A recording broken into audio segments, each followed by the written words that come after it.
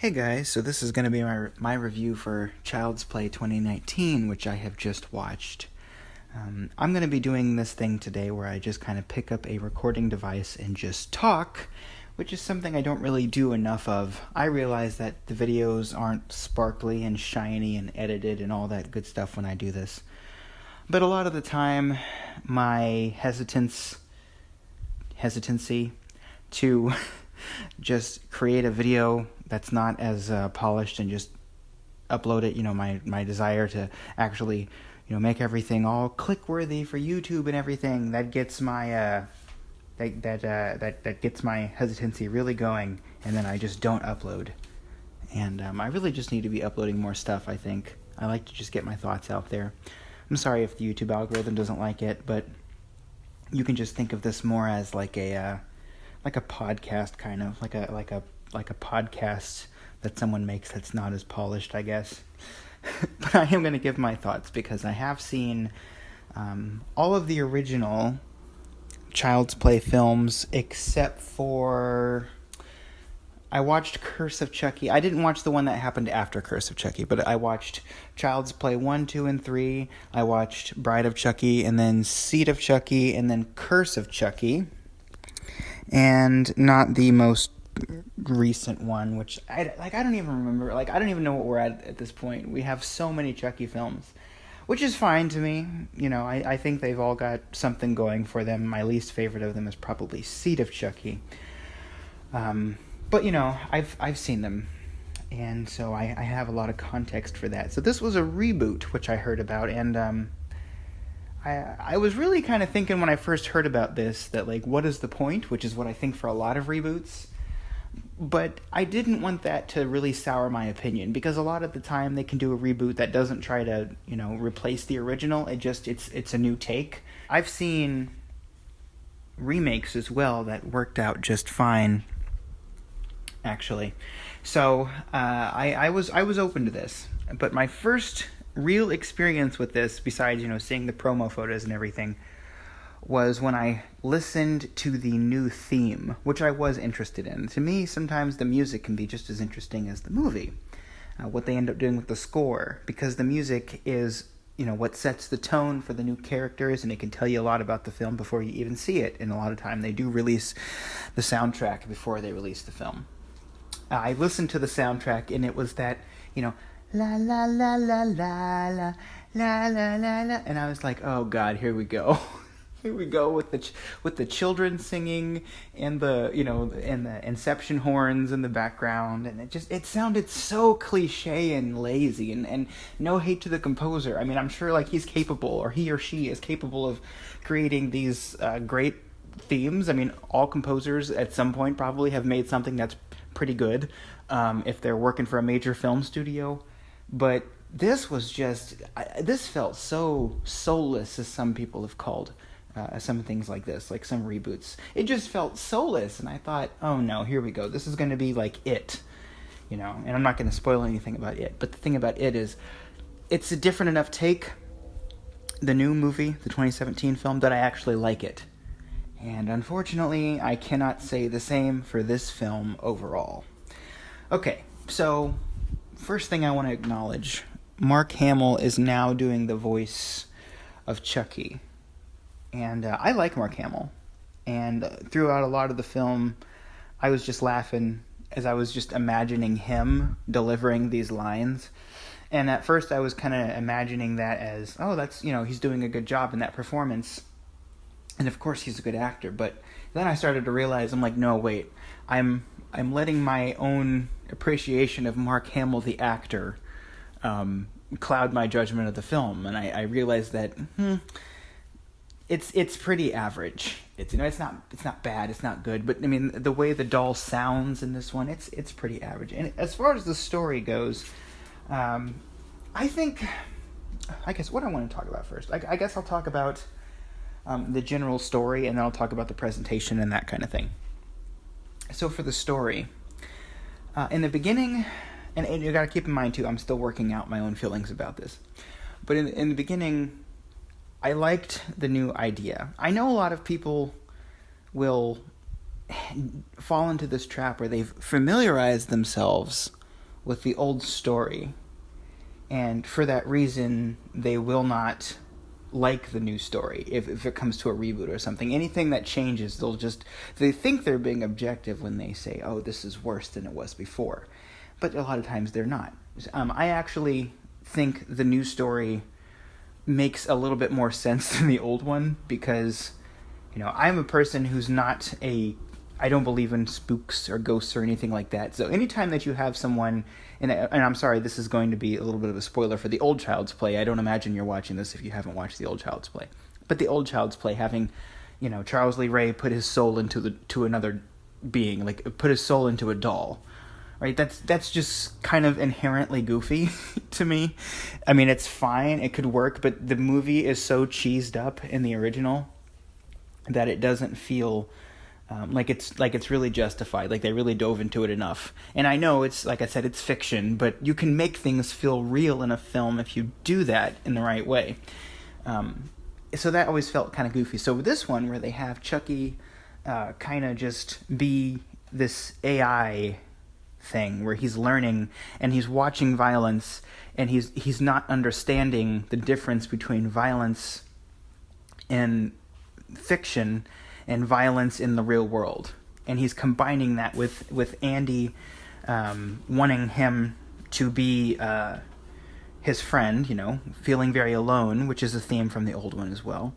And also Andy, being a 12-year-old who doesn't have great control over his emotions, he says things sometimes that he doesn't mean, and all of these things are lost on the doll. So that, I think, makes a lot of sense. And I guess I had to put a spoiler warning now, because I'm spoiling this whole movie. I don't know why you're watching this if you haven't watched the movie. I guess I'll put spoilers I'll put the word spoilers in the title. But yeah, that part does make sense, and I think that really could have worked. But the film is so rushed feeling that at the same time, that aspect of the story is wasted, because in the beginning you've got the factory where the worker says basically, like, screw this, I'm going to turn all of these safeguards off on the doll. Yeah, it's so goofy. It's like, and again, I know it's a fictional thing, right? I know that, like, oh yeah, well, you think this is goofy, but you don't think a talking doll is goofy. It's like, there are ways, like I said, you can make things feel believable, and within this world, they take the time to establish that the doll has a reason, like from cause to effect, of why he's turning violent. So that part feels good, feels well done, I should say. But then you're going to also have this thing where a guy at the factory can just turn off the good switch and why does one random worker have the ability to do that? Because, the boss coming over and slapping him when he's like looking too long at a flower pot or something, and then telling him, you're worthless and I'm just letting you go. Clearly he's not very high on the totem pole at the company, so why does this lowly employee have the ability to change these things so drastically and so catastrophically? I don't understand that, unless he's supposed to be higher up in the company and this is really like a really crappy company and even the higher up employees are treated like that, which no employee should be treated like that, but I think it's unfortunately pretty typical for low level employees to be treated in this way. I have been a low level employee at a few companies, but I mean I don't know what dynamic where you have someone who is treated like this and also has this much power. That just, they must be really conceited, I guess. So I didn't particularly like that. And the other thing that kept driving me crazy with this story was that the doll was so easily defeatable, and they just kept not doing it. The kids kept throwing it down the garbage chute instead of destroying it. And it was completely preventable. And I know there was a little bit of cheese involved in this, but it's very hard to strike that balance between cheese, like being cheesy, and like, making it compelling enough where the story doesn't just break apart at the slightest criticism, right? And like movies like It, like I said, I think they maintain that balance very well. It's hard to do, and also Scary Stories to Tell in the Dark. I think Scary Stories to Tell in the Dark struck that balance perfectly. It's not easy, and I know that that's what they were going for. I mean, Ghostbusters did it as well, but Ghostbusters is more of a family film. I guess I'll talk about... that brings me to another problem I have with this film, which is the R rating feels so forced on this film. Some films you're watching it, and it just feels like they put a lot of swear words and a lot of violence into the film specifically for giving it a rating, not because it makes sense for the story. And Child's Play has always been gory. Child's Play has always been violent. But this feels like it could have been a PG-13 film. And I'm not being a prude here. I'm not trying to be puritanical. I'm just fine with films being R-rated. I like a lot of films that are R-rated, but this, it just, I had a feeling that a lot of these scenes where characters were just swearing gratuitously, it was just tacked on for the rating. And then, like, the killings were just unnecessarily violent, I thought, some of the time. And like I said, I mean, for the story, they seemed unnecessarily violent. Like, the rest of the film didn't seem like it had that tone, really. And then it was like, big graphic scene that people will be talking about for a long time just to get butts in seats. Because they're going to be like, remember that scene? This is 20... Well, I mean, it's 2021 right now, but it was 2019 when this film was made. So it's not like it was trying to break any ground with that sort of thing. I mean, we've seen violence like that in a lot of films. It's not new at this point. It just seems like cheap, cheap tacked on stuff to beef up the rating and to have people laughing and showing their friends and stuff, which, I mean, there's no inherent problem with that. It doesn't seem to mesh very well. But the film was, it had some parts that were kind of disturbing, which is, I don't want to lessen that. I don't want to, what's the word? I don't want to undersell that here. It did have some disturbing moments, but they don't really stick with you. They just kind of make you go, but I mean, they don't really have any lasting effect. They don't really seem to have any impact on the story. It's not like, we need to feel what this character is feeling at this moment. So we just need to be very shocked right now. It just feels like, here's another kill. And then we'll move on to the next one. I already did talk about Mark Hamill, but I will mention this again. I will talk about him again just because I think it's relevant. I know, and I'm saying I'm going back and forth on this in real time, which is, not always the most interesting thing for people to hear, but, Mark Hamill did sell a lot of the creepy stuff a little bit better.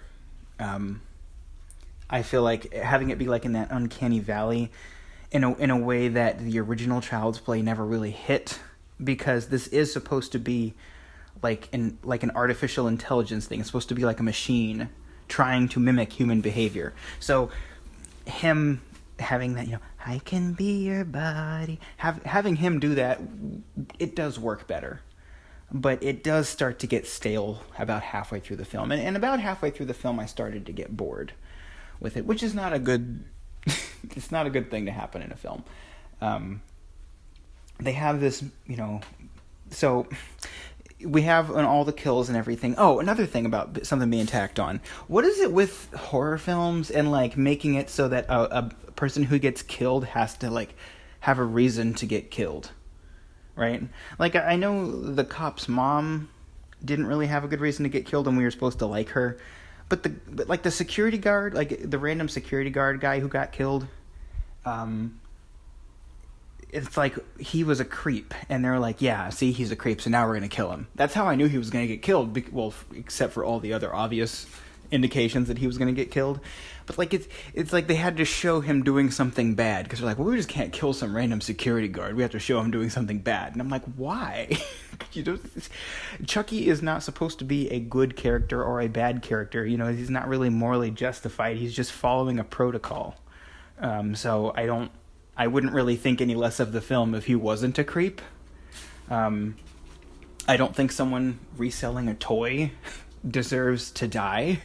That's not really particularly heinous, but even so, if a person doing something petty like that got killed by the Chucky doll, I wouldn't be like, oh, how dare they? Because that's the thing about murder, right?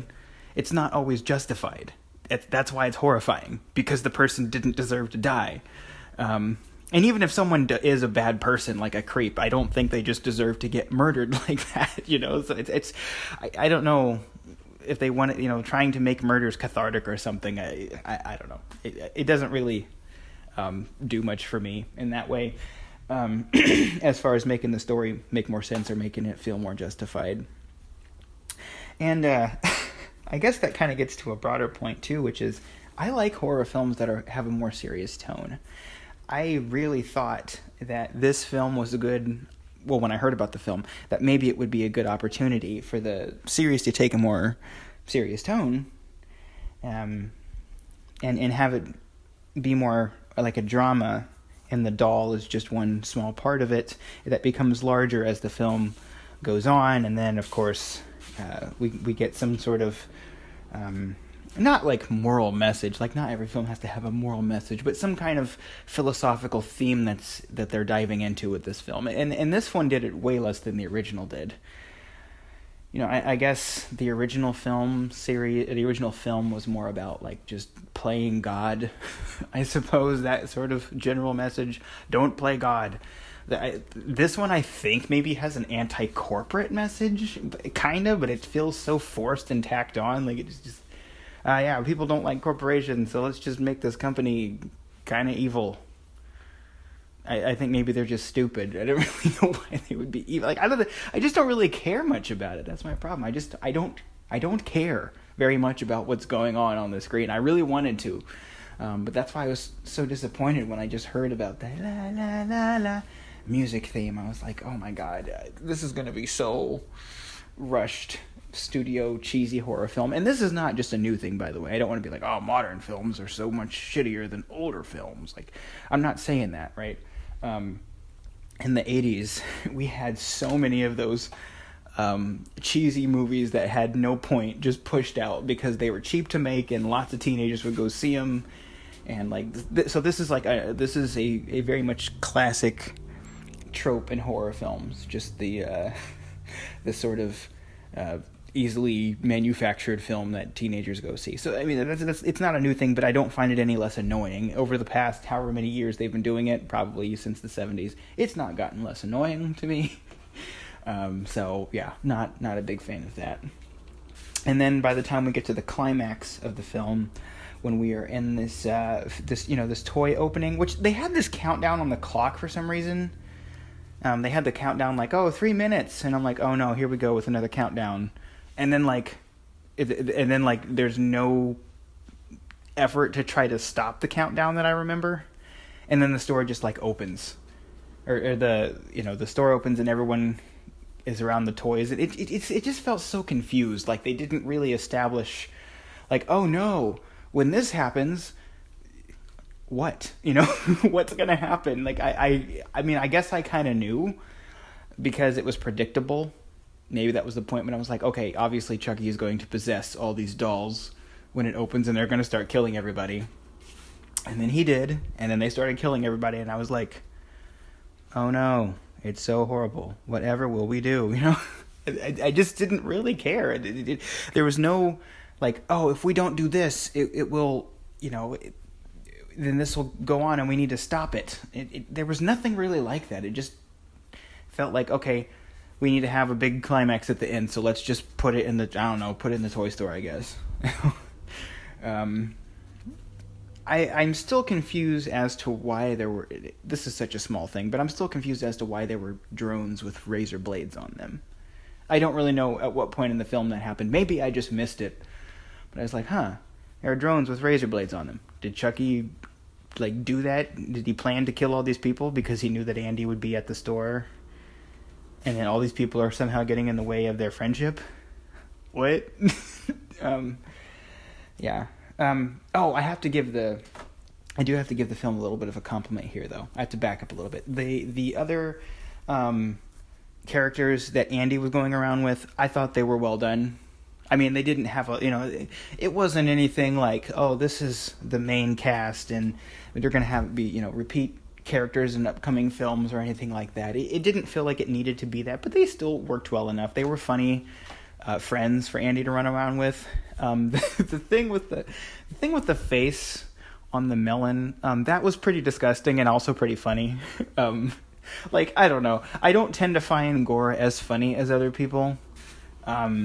But, you know, I tend to, that's what I mean. I like horror movies to be more serious. I don't particularly find people getting killed all that, like, funny, even in a comical horror movie. But, like, the thing with the face, like, I like that was in there. I guess it didn't feel totally earned, but I wish they would have gone more for that kind of thing if they were going to do that. Like, have the film be more, like, constantly in that tone so that it meshed well together. But it's like, okay, here's a scene from a comedy film. Like, it was like a scene from Scary Movie or something. They just recited a stick in the film.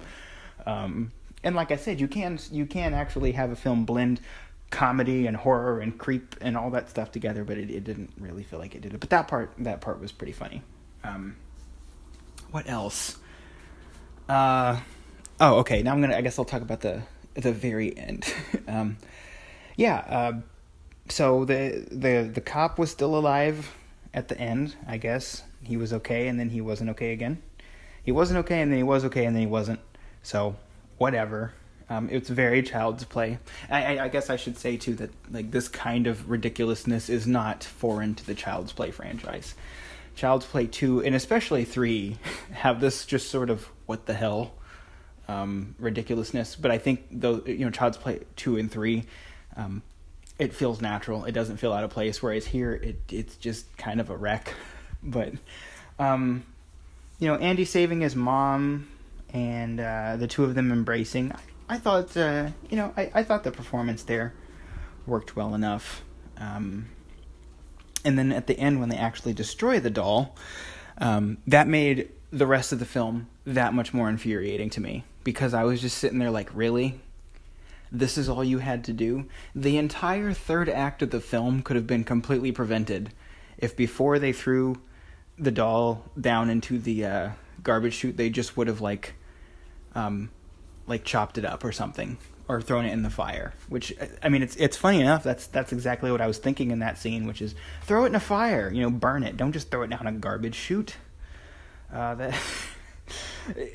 That's just so irritating to me, because I was thinking, you know, I'm used to supernatural films, like supernatural things happening. I'm like, okay, what's going to happen is they're going to throw the doll down the garbage chute and it's not really going to be dead, right? It's going to come back on its own somehow. It's like, no, someone had to dig it out and actually put new batteries in it, and then it was fine. It's like, oh, okay, so the kids are just really stupid then. Like, they didn't think about the fact that someone might just fix it because these dolls are in demand, even though they're not. At the beginning of the film, they're like, oh, no one's going to care about these dolls by the time the new model comes out. And then the guy finds the doll, and he's like, aha, jackpot, I can sell this for so much money. And it's like, okay, what? I thought, anyway, yeah.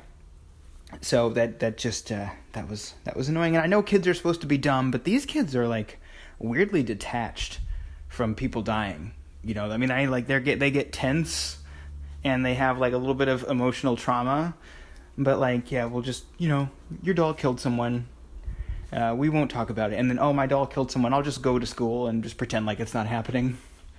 I was a scaredy pants at 12. I would have been, like, in there telling my mom, like, you know, my doll's killing people. Even if she, like, thought I was crazy, I would have been like Andy in the third act, when he finally breaks, and he's like, oh, the doll's I don't know why he didn't do that in the first place. I mean, this movie could have been 1 hour long. It didn't need to have the extra 30 minutes if they would have done that. And I guess maybe at the end of the film they're setting up other films that they might have. I wouldn't have a problem with watching another one of these if they continued the story. I think a story where the other kids, if they want to go out and, like, become I'm trying to avoid using the phrase from that other film with the gang of kids who go out and try to stop something, because I don't want to spoil that film. But anyway, if they want to make some kind of secret club like that or something, and go stop the Chucky dolls, that'd be kind of cool. I don't think that even if a series has a first film that's kind of bad, that it means that the film can't go on. It could. I think that could work. At the very end, They did have that doll on the shelf with the little glowy eyes, so maybe that's where they're going with it. But I really hope they weren't trying to replace the old series. But if they do, though, I don't really know where else the series could go, the old one, so maybe that's why this came along. I'm not offended by it, People have this thing where they're like, I'm so offended at this reboot. And I only ever really get offended at a reboot if the old film or the old TV series hasn't had enough time to establish itself, and people will just get them confused. And it, when you Google the new one, or when you Google the old one, the new one's all that's going to come up. That's the only time I really don't like a reboot. Or when a reboot, or when something like has a major retcon that ruins the old films. This film doesn't do anything like that. And Child's Play is so well established in the culture. Any horror film fan knows, hi, I'm Chucky, want to play? Everybody knows that. I was a little amused by how they had to try to go out of their way to avoid saying things like, I'm your friend to the end, and hi, I'm Chucky, want to play? They used every other phrase except for those phrases, so they wouldn't say that. I thought that was kind of funny. Okay, now I'm going to talk about the presentation of the film. It looks nice. And I don't just mean that like the quality's good, it's HD. No, I mean like everything. The lighting is good, the cinematography is pretty good. It feels oddly a little wasted, especially at the end, because I thought the way it was shot at the end was pretty beautiful. Nice use of reds with the eyes. For example, the red and the blue is red and blue is kind of overused in modern TV shows. I'm sorry if you can't unsee that now, but seriously, watch anything that's like horror or sci-fi that's come out in the past, like, I don't know, 4 years, and it's just, they use red and blue so much, which I understand. They're contrasting colors. They look nice on screen, and I guess probably modern displays are better at showing those colors as opposed to the blacks, which can become banded with modern displays, and they can get crushed with the modern digital technology of, the recording technology. But nonetheless, in this film, it did work well. It's a little on the nose, like Chucky. Whenever he's, going evil, his eyes turn red. You have to think like, okay, why is that function there to begin with? And I know, again, I'm applying logic to it, but his eyes are normally blue and then they glow red. Why wouldn't they just like shut off or something? Or like maybe they flicker or something. It's something that would have been a little bit more in universe, I think, than, okay, they programmed the red LEDs, or they put the red lights in there specifically if the doll malfunctioned. And I'm guessing that's not anywhere in the user's manual or anything. So, who knows? The music, as critical as I was of it, it only really seems to be the main theme that has so much of that la la la la cheesiness going in it. The incidental music, the score, seemed to work fine. There was one moment where Andy was coming home and he's looking at the doll, and then like his mom walks in front of him and there's like a ding in the jump scare, like in the score with a jump scare. That felt like so forced and stupid, and it just didn't need to be there. You didn't even need to have the music there. You just could have had Andy go, ah! And it would have been fine. It was just to have another cheap jump scare at that moment, I think. I guess overall the thing that was the most the thing that was most irritating about the film was how predictable it was. I was just watching these scenes, and I've watched Child's Play movies so many times. I've watched some of them multiple times. Child's Play 3 is my favorite one of the original run. And I'm so used to the Chucky kills that I was just able to predict almost each and every single thing that came into the film. That was bad wording, but I was able to predict all the kills well before they happened, which I know starts to happen the more you watch horror. But whatever his name was, who was like Andy's mom's boyfriend or whatever, I knew he was dead because he's the douchebag stepdad, so of course he's gonna die. But it takes so long for people to die that the deaths don't feel shocking at all. And maybe that's the point. Maybe it's like they knew that 13-year-olds are gonna go see this and they want them to, take their friends come back to the theater to see it with them rather than just like being scarred for life. I guess I can understand that. But I don't know. It's like a kid's horror film. That's what it is. In the same way that a lot of modern R-rated films are becoming kids horror films. And in the past, I know that they would try to avoid the R rating because that would mean that kids weren't going to go see it. But nowadays, kids are very used to go seeing R-rated movies, and by kids, I don't mean like little kids. I mean like, teenagers, probably 13 and up, especially teenagers who can drive, or who can, the older kid from school can sneak them into the R-rated movie or whatever, if that's still a thing. It's for them. It's not for older people, and I'm not even that old. I'm in my 20s. But it is for those younger people to go see. It's not really a film for old school Child's Play fans. Because when I was in elementary school, everybody, I guess all the edgy kids liked Child's Play, and so I have had quite a bit of exposure to the franchise, and I do like it. But it just doesn't feel like it's for us. It feels like it's for kids. And it's not even really a good kids horror film. So, I mean, I guess my recommendation here, what I would give it,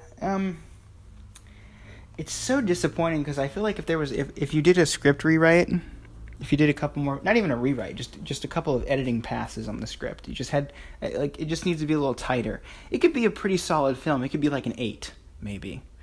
Obviously not like high class cinema, whatever that means, but it could be pretty enjoyable in a self-contained way. And that film is buried deep within the final product, which I find troubling, but not that troubling because I was mainly just apathetic. So I'll give it like a 6, all things considered. If you like the Child's Play movies, go see it, or not go see it because it came out 2 years ago. Rent it on iTunes or whatever, or stream it if it's on a streaming service that you have. Give it a watch. Why not? It's fine. It's not going to be a waste of time. You're not going to say, man, I wish I wouldn't have gone to see that, or man, I wish I could have my hour and a half back, or whatever. You'll enjoy it well enough. It's a good enough movie. It's something to talk about, something to do, but it's not going to be something I'm going to buy any merch from or buy it on Blu-ray or anything like that. It's just kind of there, inoffensive in its own right. So that's my review of Child's Play. Hope you liked it, and I guess if you're one of the people following my channel, just let me know what you want me to talk about next. But until next time, I will see y'all next time. Bye-bye.